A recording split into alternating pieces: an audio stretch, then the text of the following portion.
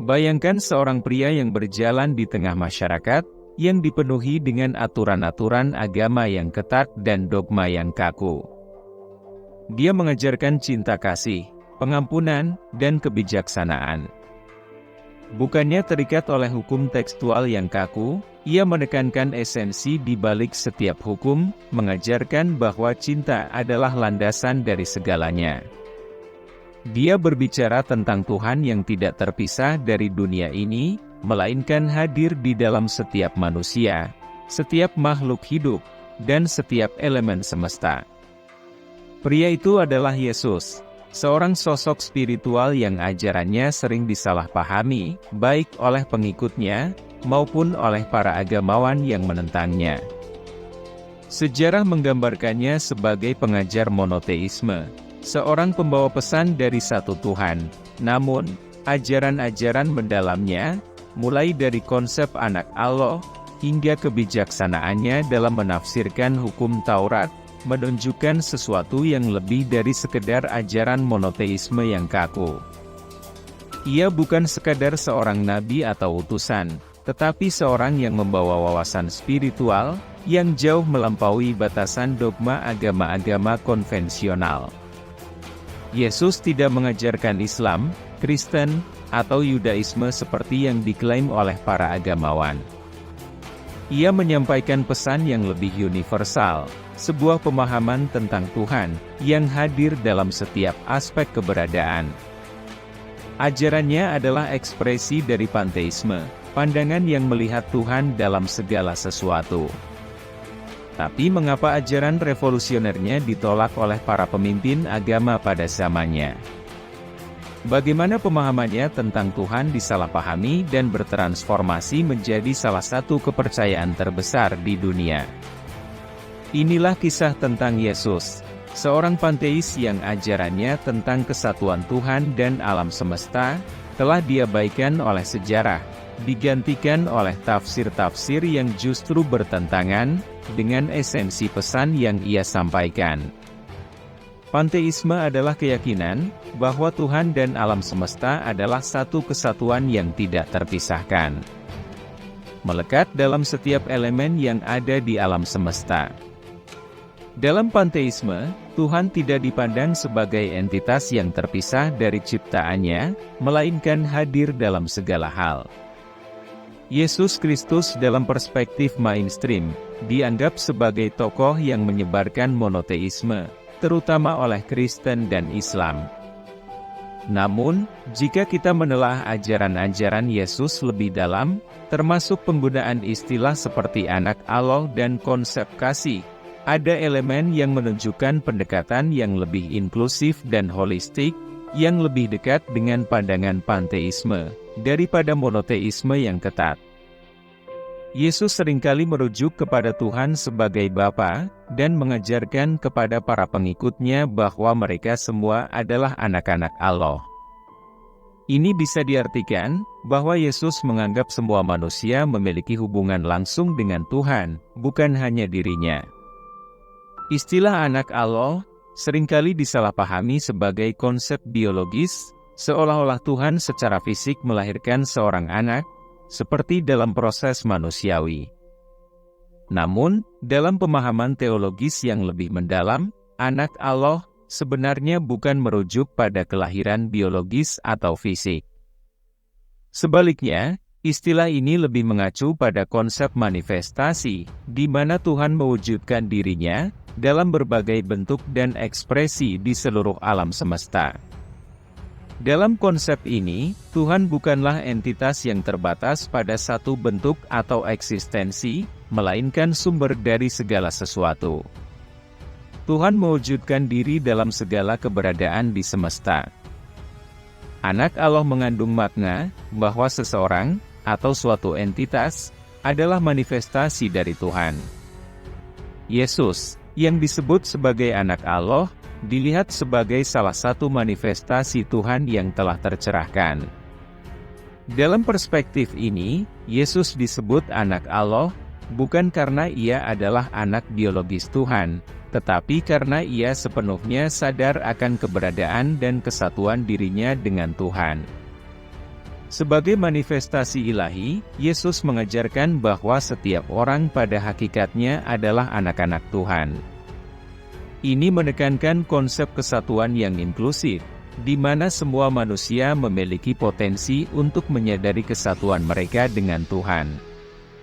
Konsep ini juga mengingatkan kita bahwa Tuhan hadir dalam berbagai cara dan wujud di seluruh keberadaan.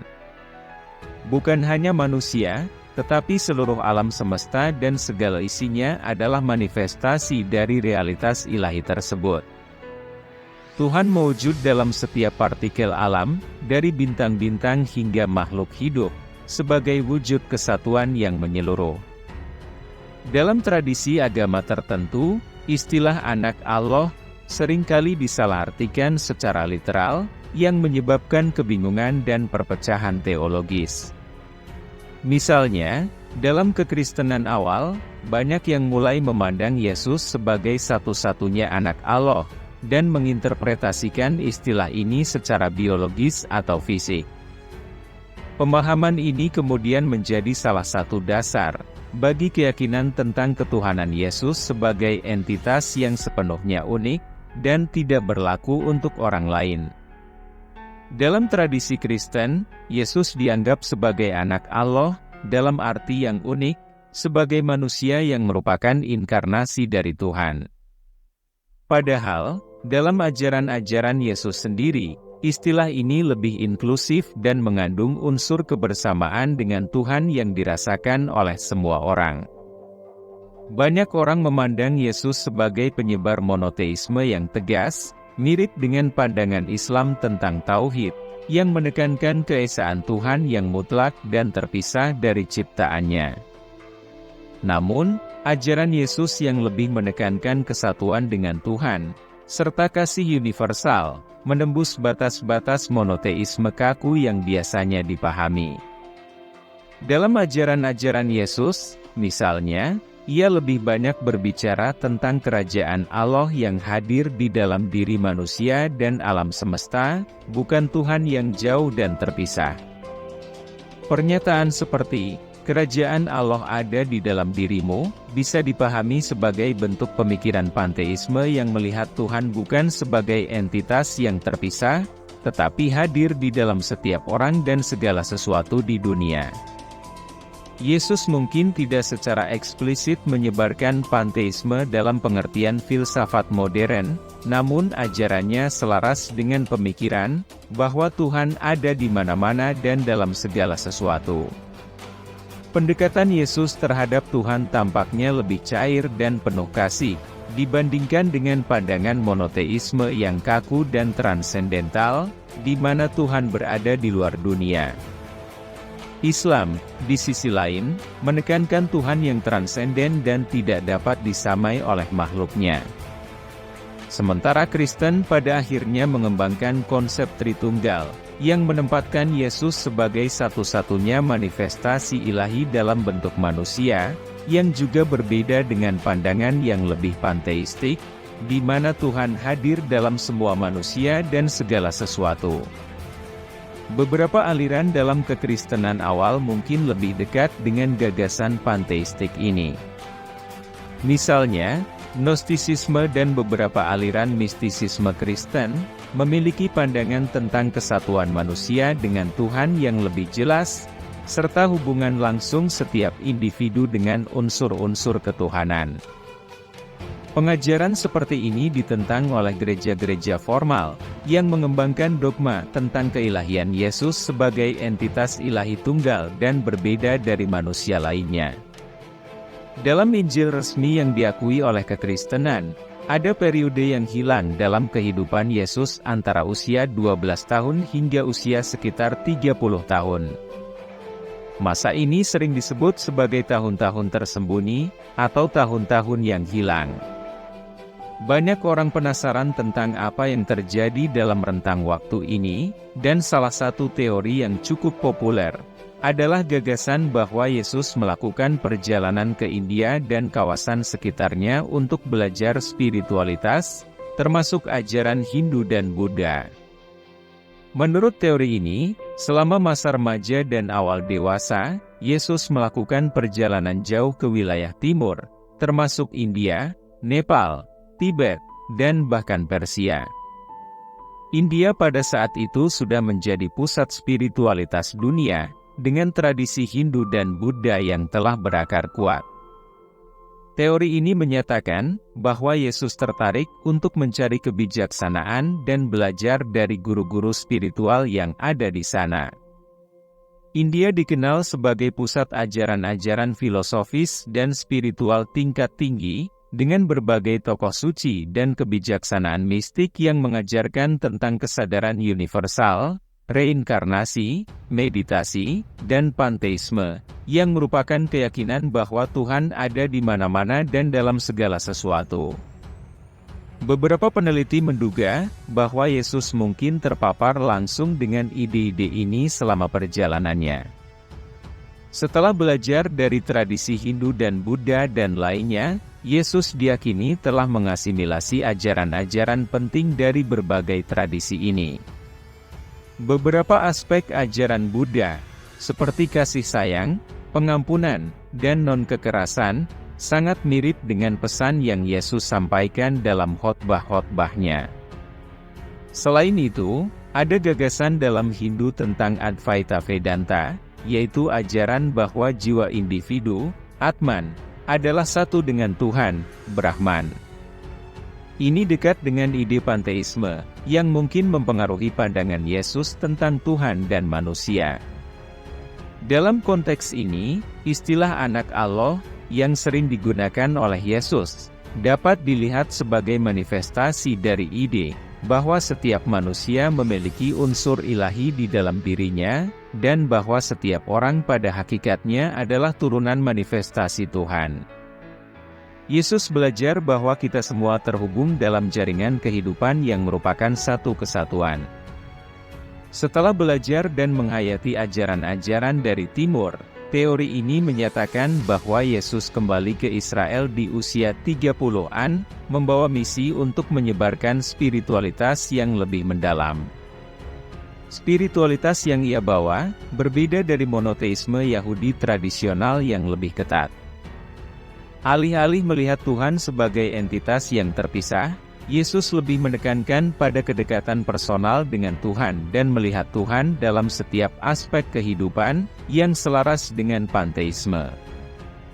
Ketika Yesus kembali ke Israel, ia menemukan masyarakat yang terikat oleh hukum-hukum ketat agama Yahudi dan tradisi monoteisme, yang menekankan Tuhan sebagai entitas yang terpisah dari dunia.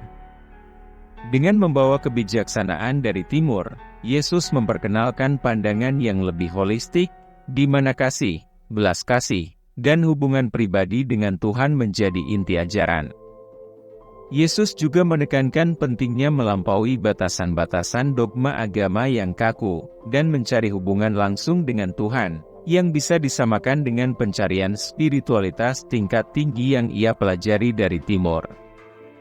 Ini menjadi tantangan bagi pemahaman tradisional Yahudi pada saat itu, yang lebih mengutamakan aturan hukum dan ritual. Pandangan Yesus yang lebih spiritual dan inklusif ini menimbulkan ketegangan dengan otoritas agama Yahudi saat itu, yang memegang teguh pandangan monoteistik ketat. Para ahli Taurat dan orang Farisi melihat Yesus sebagai ancaman, karena ia mengajarkan bentuk ibadah yang menekankan cinta kasih sebagai esensi perbuatan, bukan sekedar ritual rutin dan mentaati dogma yang justru mengundang kekakuan dan fanatisme. Ini dapat dilihat sebagai upaya untuk membawa pencerahan baru yang lebih universal, bukan hanya untuk umat Yahudi, tetapi untuk seluruh umat manusia. Yesus mengajarkan kasih universal, kesatuan dengan Tuhan, dan kemampuan setiap individu untuk mencapai kesadaran ilahi, yang mencerminkan ajaran-ajaran spiritual tingkat tinggi, yang mungkin ia pelajari selama perjalanannya ke Timur. Teori bahwa Yesus melakukan perjalanan ke India dan belajar dari tradisi Hindu dan Buddha memberikan perspektif baru tentang ajaran-ajarannya. Jika benar bahwa Yesus terpengaruh oleh panteisme dan spiritualitas Timur, Maka misinya di Israel adalah untuk membawa pemahaman yang lebih mendalam tentang hubungan manusia dengan Tuhan, yang melampaui monoteisme kaku Yahudi. Mengajarkan bentuk spiritualitas yang berfokus pada kasih, persatuan, dan kehadiran Tuhan dalam segala sesuatu. Ajaran ini, dalam konteks modern, mungkin dapat dianggap sebagai upaya untuk menyatukan spiritualitas universal, yang melampaui batas agama dan budaya.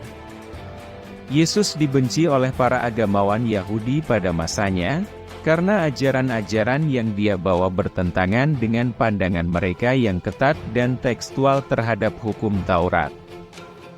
Jika Yesus hanya mengajarkan monoteisme yang kaku dan aturan-aturan yang sudah ada dalam tradisi Yahudi, seharusnya para pemimpin agama Yahudi saat itu mendukungnya. Namun, Yesus justru mengajarkan sesuatu yang lebih fleksibel, lebih mendalam, dan menekankan konteks spiritual dalam menerapkan hukum-hukum Taurat. Yesus kerap kali berhadapan dengan otoritas agama Yahudi karena perbedaan cara pandang terhadap hukum Taurat. Para ahli Taurat dan Farisi menekankan pelaksanaan literal dari hukum, memandangnya sebagai aturan ketat yang harus dipatuhi, tanpa mempertimbangkan situasi atau esensi yang lebih dalam. Mereka lebih berfokus pada bentuk formalitas dan kepatuhan yang dangkal. Namun, Yesus datang dengan perspektif yang berbeda. Ia sering menekankan esensi dari hukum tersebut, yaitu tujuan mendasar dan makna spiritual dari aturan-aturan tersebut. Misalnya, ketika para Farisi mengkritik Yesus karena murid-muridnya memetik gandum pada hari Sabat, Yesus menjelaskan bahwa hari Sabat diadakan untuk manusia, bukan manusia untuk hari Sabat. Pernyataan ini menunjukkan bahwa hukum harus dilihat dalam konteks yang lebih luas, untuk melayani kebutuhan dan kesejahteraan manusia, bukan sebagai alat kontrol yang kaku. Yesus juga mengajarkan bahwa kasih kepada Tuhan dan sesama adalah hukum yang paling utama, melebihi aturan-aturan ritualistik. Dalam hal ini, ia berusaha mengembalikan fokus ajaran Taurat kepada inti spiritnya, hubungan yang penuh kasih antara manusia dan Tuhan, serta antara sesama manusia, bukan semata-mata pada kepatuhan literal terhadap teks. Yesus menekankan pentingnya fleksibilitas dalam menerapkan hukum Taurat. Ia tidak menolak hukum, namun ia memperkenalkan pendekatan baru dalam memahaminya, yang lebih bersifat kontekstual dan berpusat pada nilai-nilai spiritual. Dalam khotbah di bukit, Yesus mengkritik kecenderungan masyarakat Yahudi pada zamannya yang hanya berpegang pada teks tanpa memahami maksud dari hukum tersebut. Misalnya, dalam ajarannya tentang pembunuhan, Yesus mengatakan bahwa, barang siapa yang marah kepada saudaranya tanpa alasan, ia sudah berdosa. Di sini, Yesus memperluas makna hukum larangan membunuh, bukan hanya mengenai tindakan fisik, tetapi juga kemarahan dan kebencian yang berakar di hati. Ini adalah bentuk penafsiran yang lebih dalam dan tidak sekadar harfiah. Yesus juga sering menggunakan perumpamaan untuk mengajarkan kearifan spiritual yang melampaui batasan-batasan legalistik. Dia menekankan pentingnya belas kasih, pengampunan, dan kerendahan hati, prinsip-prinsip yang kadang-kadang diabaikan oleh para pemimpin agama yang terlalu terfokus pada kepatuhan hukum. Yesus menghadapi penolakan dari pemimpin-pemimpin agama Yahudi terutama karena pendekatan revolusionernya terhadap hukum agama. Para ahli Taurat dan Farisi melihat diri mereka sebagai penjaga otoritas agama yang berpegang teguh pada interpretasi yang ketat dan tekstual. Mereka menganggap peraturan agama sebagai kerangka yang tidak boleh dilanggar, dan harus diikuti secara literal. Yesus justru mengkritik mereka, karena kemunafikan dan ketidakmampuan mereka, untuk memahami maksud sejati dari hukum Taurat. Yesus mengecam ahli Taurat dan Farisi dengan mengatakan, "Kamu membayar persepuluhan dari selasih, jintan dan adas manis. Tetapi kamu mengabaikan hal-hal yang lebih penting dalam hukum Taurat, yaitu keadilan, belas kasihan, dan kesetiaan. Kritik ini menggambarkan bahwa Yesus melihat aspek spiritual dari hukum lebih penting daripada kepatuhan legalistik terhadap aturan-aturan kecil. Konflik ini memperlihatkan perbedaan mendasar dalam cara Yesus dan otoritas Yahudi memahami hukum Tuhan. Bagi Yesus, aturan-aturan itu hanyalah alat untuk mencapai tujuan yang lebih tinggi, yaitu hubungan yang penuh kasih dengan Tuhan dan sesama manusia. Bagi para pemimpin agama Yahudi, aturan-aturan itu adalah tujuan akhir yang harus dipatuhi dengan ketat. Seperti halnya banyak ulama Islam konservatif yang sedikit-sedikit memfatwa haram sesuatu yang remeh-temeh, tapi mengabaikan adab perilaku mereka yang membuat permusuhan dan perpecahan. Yesus mengajarkan kebijaksanaan yang lebih mendalam dan melampaui batasan formal hukum. Pendekatannya mencerminkan wawasan spiritual tingkat tinggi, yang mengakui kesatuan segala sesuatu, bahwa hukum harus dipahami dalam konteks kehidupan manusia dan hubungan mereka dengan Tuhan. Ini adalah bentuk kebijaksanaan yang menolak fanatisme dalam ajaran agama, yang hanya menekankan kepatuhan luar tanpa transformasi batin. Yesus sering berbicara tentang kerajaan Allah yang ada di dalam diri manusia, menandakan bahwa pengalaman spiritual sejati adalah sesuatu yang internal, bukan sekadar mengikuti aturan-aturan eksternal. Dia ingin mengarahkan perhatian orang-orang kepada pencapaian spiritual yang lebih dalam, di mana belas kasih, pengampunan, dan kesatuan dengan Tuhan menjadi prioritas. Jika Yesus hanya mengajarkan monoteisme yang kaku seperti yang diterapkan dalam tradisi Yahudi pada saat itu, maka ajarannya tidak akan menimbulkan begitu banyak perlawanan dari para pemuka agama Yahudi. Mereka akan mendukungnya sebagai penerus tradisi yang sah. Namun, justru karena Yesus membawa pemahaman yang lebih fleksibel dan kontekstual terhadap hukum, ia dianggap berbahaya bagi otoritas agama Yahudi. Fakta ini mempertanyakan klaim Islam, bahwa Yesus adalah nabi yang mengajarkan monoteisme. Inilah alasan mengapa Yesus dibenci oleh para pemimpin agama Yahudi, karena ia menantang interpretasi mereka yang sempit dan kaku tentang Tuhan dan hukum-Nya.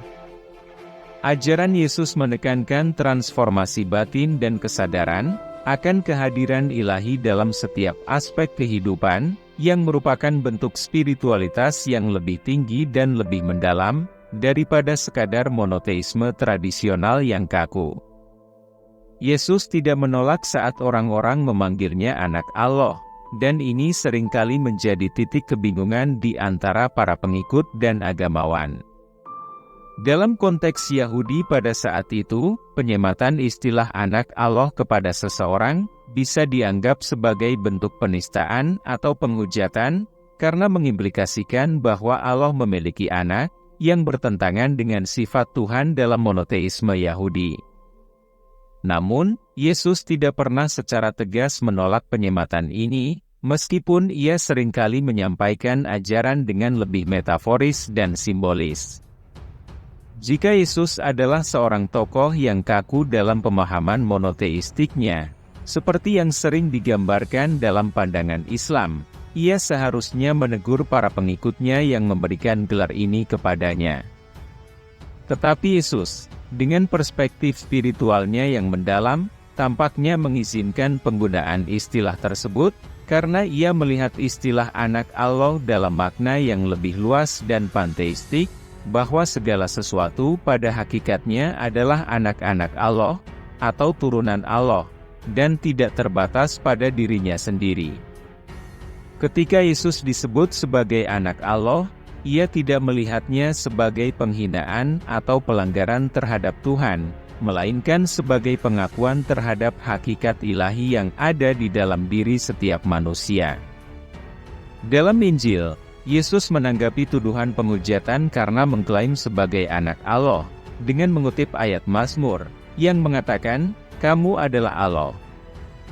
Di sini, Yesus menunjukkan bahwa istilah anak-anak Allah tidak hanya berlaku bagi dirinya, tetapi juga untuk semua orang. Yesus lebih fleksibel dan bijaksana dalam menghadapi pemahaman orang-orang mengenai istilah tersebut. Ia menyadari bahwa pengertian anak Allah bukanlah semata-mata mengenai status unik dirinya, melainkan sebagai simbol hubungan yang intim dengan Tuhan, yang bisa disematkan pada semua orang. Jika Yesus adalah sosok yang sepenuhnya kaku seperti gambaran monoteis tradisional, dia mungkin akan mengoreksi pengikutnya dengan tegas, melarang mereka untuk menyebutnya dengan gelar yang dapat disalahpahami. Namun, kenyataannya, Yesus sering menggunakan simbolisme dan metafora dalam ajarannya, dan ia membiarkan istilah itu berkembang sesuai dengan pemahaman spiritual yang lebih tinggi. Pembiaran Yesus terhadap penggunaan istilah anak Allah, ini kemudian menciptakan kesalahpahaman di kalangan pengikutnya. Sebagian besar umat Kristiani kemudian mulai memandang Yesus sebagai satu-satunya anak Allah yang istimewa dan unik, yang berbeda dari manusia lainnya. Padahal, jika kita melihat lebih dalam pada ajaran-ajaran Yesus, ia tidak bermaksud membatasi gelar tersebut hanya kepada dirinya. Namun, pembiaran ini dikombinasikan dengan interpretasi literal dari ajarannya, akhirnya berkembang menjadi kepercayaan bahwa Yesus adalah satu-satunya anak Tuhan yang memiliki keilahian secara eksklusif. Kesalahpahaman ini akhirnya melahirkan agama Kristen yang mempercayai bahwa Yesus adalah satu-satunya anak Allah dalam arti yang harfiah dan ilahi. Teologi Kristen kemudian berkembang dengan menempatkan Yesus dalam posisi yang unik dan tak tergantikan sebagai manusia ilahi, yang sepenuhnya berbeda dari manusia biasa. Keyakinan ini kemudian menjadi dasar bagi doktrin Trinitas, di mana Yesus dianggap sebagai Tuhan yang berinkarnasi dalam wujud manusia. Padahal, Yesus adalah penganut panteisme. Status ilahi pada hakikatnya dimiliki oleh semua orang.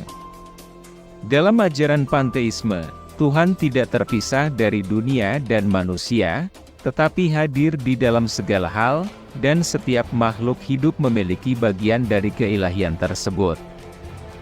Yesus tidak memposisikan dirinya sebagai satu-satunya manusia ilahi. Yesus mengajarkan tentang universalitas keilahian. Pembiaran Yesus terhadap penggunaan gelar anak Allah, kemungkinan besar karena ia melihat bahwa semua orang memiliki potensi yang sama untuk mencapai kesadaran ilahi.